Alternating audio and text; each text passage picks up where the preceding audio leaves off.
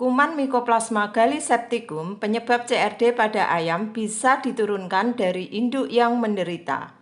Penularan juga bisa secara horizontal, dari ayam ke ayam, melalui kontak langsung karena menghirup droplet ayam terinfeksi. Mycoplasma akan menempel dan berkoloni pada saluran pernapasan, bahkan sampai ke saluran yang lebih dalam, yaitu ke trakea, bronkus, dan kantong hawa.